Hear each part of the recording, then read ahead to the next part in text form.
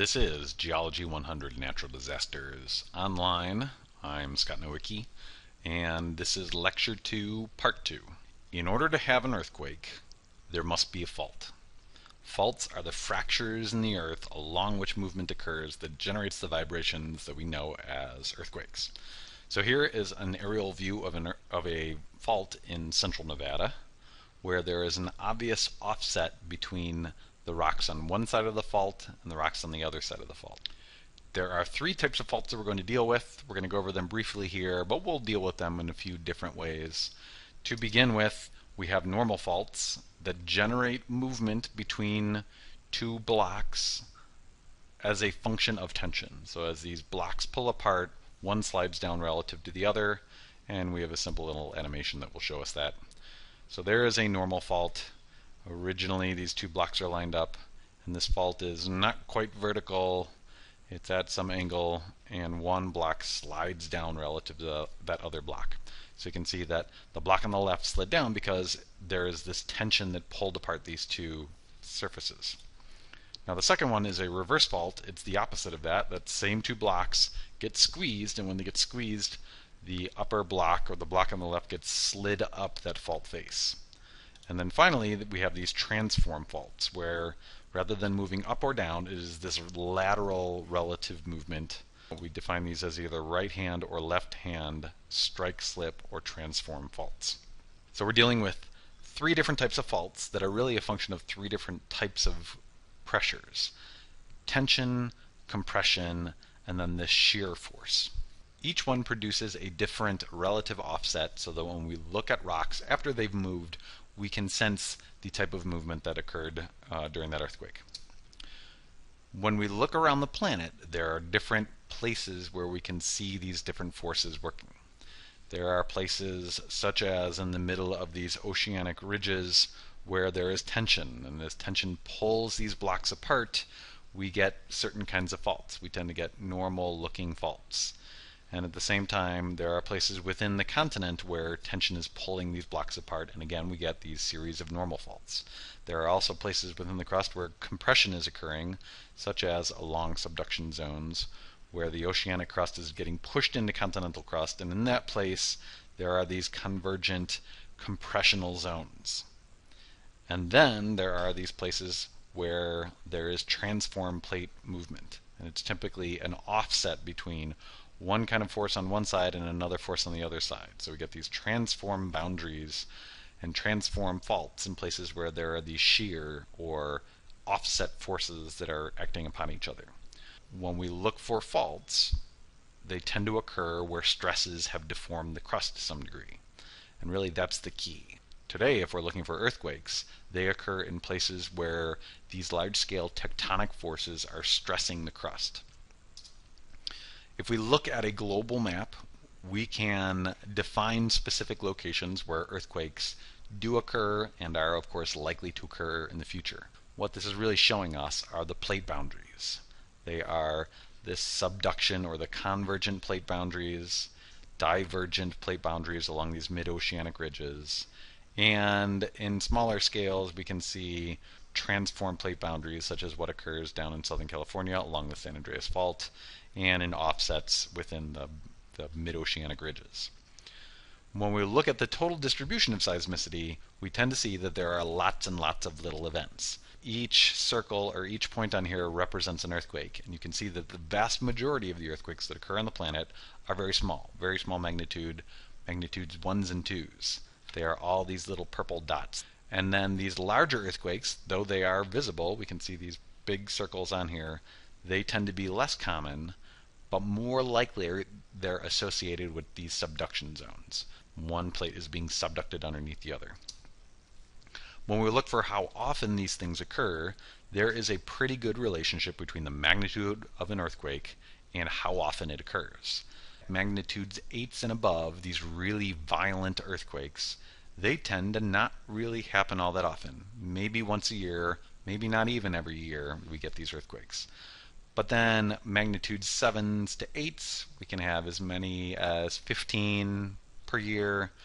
We go into magnitude 6s, we have a couple hundred per year, magnitude 5s into the thousands, 432 into the hundreds of thousands, into the millions. There is a direct correlation between how big an earthquake is and how often these earthquakes occur on the planet. A lot of little earthquakes are constantly occurring all over the planet, while these big earthquakes, 8s and aboves, really only happen once a year, maybe once every other year. When we look at the Earth, what we're really trying to identify are the places where earthquakes are likely to occur in large numbers and in large magnitude. By far, the vast majority of these big earthquakes all occur around the Pacific Plate that is known as the Ring of Fire. These subduction zones can cause not only very large earthquakes, tsunamis, and volcanoes, and all sorts of other associated features as well. If we plot the location of the 10 largest earthquakes that have occurred in human history, they all, for the most part, lie directly on this Pacific Ring of Fire. The largest earthquake ever recorded was a 9.5 magnitude that occurred in 1960 in Chile. The second largest in 1964 off the coast of Alaska had a magnitude of 9.2. So we can see 9.1, 9.0, 9.0, down to 8.6. These are all the biggest earthquakes.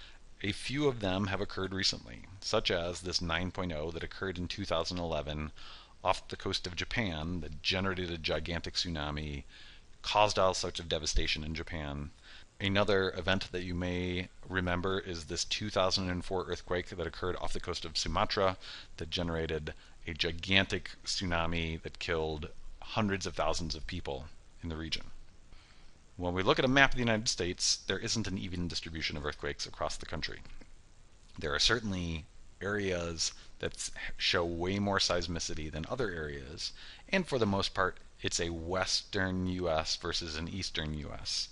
where we have Alaska, which is very seismically active, Hawaii, which is volcanically seismically active, and Puerto Rico as well. So it turns out the islands that are part of the United States are very seismically active. But we're going to focus on the coterminous United States because probably that's where most people are. So to begin with, we have lots of volcanism that occurs up in Oregon and Washington and British Columbia. That is associated with the Cascades subduction zone. There's a large-scale subduction zone that is occurring off the coast. The Juan de Fuca plate is getting subducted underneath North America, and it generates lots of volcanic activity. To the southwest in California, that is the San Andreas Fault Zone. It runs up from the Sea of Cortez, or the Gulf of California, all the way up to effectively Mendocino in California, and then it runs off coast the Mendocino Fracture Zone.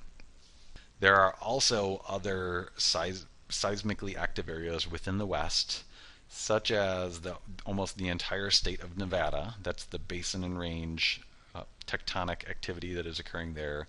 Then we have the Wasatch Line that runs from effectively Las Vegas up the Hurricane Fault Zone to Salt Lake City and then all the way up to Yellowstone, showing lots of seismic activity associated with this wrenching and faulting that's occurring in the Basin and Range Zone.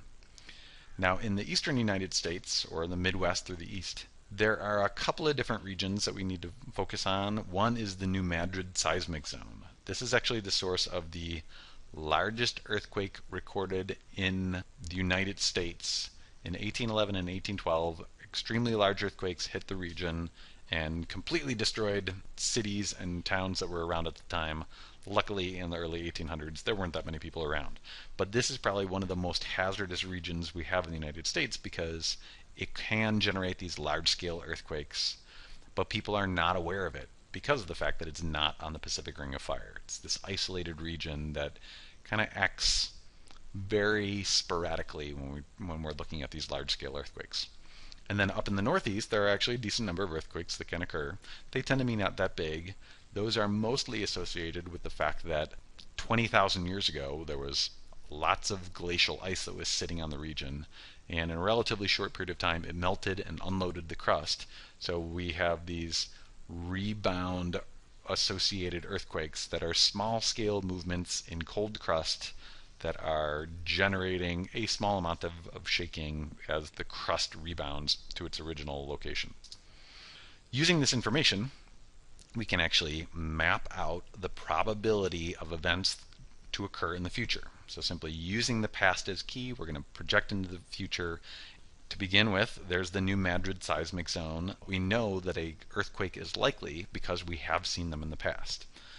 Now, if we switch over to the western United States, we can see that the San Andreas fault zone certainly dominates the probability of earthquakes, but there are other seismically active regions in here as well. This map is the peak horizontal acceleration with 10% probability of exceedance in 50 years. That means each of these numbers on here, 10, 20, 3, 2, are the percentage of gravity that the area is likely to experience. And by gravity, I mean pulling in a horizontal direction. So if you're standing in one spot and you feel 50% the pull of gravity on your body pulling you forward, you would likely fall over. And so those are the numbers that we're actually looking at. Along the San Andreas Fault, 40 means there's a 1 in 10 chance within the next 50 years, anywhere along the San Andreas Fault, people are going to experience 40% the pull of gravity in a horizontal direction. This really just means that there's going to be violent shaking. Numbers like 40, 30 are a lot of force, a lot of shaking that's going to occur. And these numbers like 2, 3, maybe even 10, those are really mild earthquakes that are likely to occur. So we've mapped this out across the United States so that we can have a pretty good idea at every given spot how likely there is to be an earthquake. So these hazard maps are based upon historical earthquakes, but they give us a projection for the future. The Alaskan coast, the Big Island of Hawaii, the New Madrid seismic zone, the Cascade subduction zone, and the San Andreas fault all have very high hazards associated with them, whereas much of the United States doesn't have very high hazards, although they could still see a mild to moderate earthquake occur in the next 50 years. The two main regions in the United States that experience these earthquakes are associated with the Pacific Plate boundary, which is actually a series of different fault boundaries. The Cascade subduction zone, the San Andreas fault, and the Basin and Range extensional zone are all associated with the Pacific Plate just offshore of North America. And the second is the New Madrid seismic zone. So this is interplate seismicity. It's a unique and pretty interesting location in terms of seismic probability and earthquakes in the future. I'm not going to go over the details of the New Madrid seismic zone, but there's a fantastic NOVA that I have linked called Earthquakes in the Midwest that goes over quite a number of those details. I'm going to focus on the subduction and transform plate boundaries on this western edge of the North American plate. Northern California through Oregon and Washington are all part of this Cascadia subduction zone. The Juan de Fuca plate is being subducted underneath North America in a classic subduction scenario, where the oceanic plate is actually getting pushed under the North American plate. It melts at depth and then rises as these volcanoes. But all along this boundary between one plate and the other, there's a lot of force and a lot of friction. In central and southern California, that is the San Andreas fault, and this is that transform boundary type movement, where block that is southwest of the San Andreas fault is moving to the north effectively, and the rest of North America is relatively moving to the south. So these two blocks are effectively sliding past each other. These are two completely different types of movement that are occurring along the western coast of the United States. Now what we see here is there's the Juan de Fuca plate being subducted underneath North America, and if we zoom in we can see this larger scale with a lot of the earthquakes actually superimposed on there. We see that as the Juan de Fuca plate gets subducted, it actually runs underneath North America and then rises as these volcanoes. So these green earthquakes are all associated with volcanism from this subduction.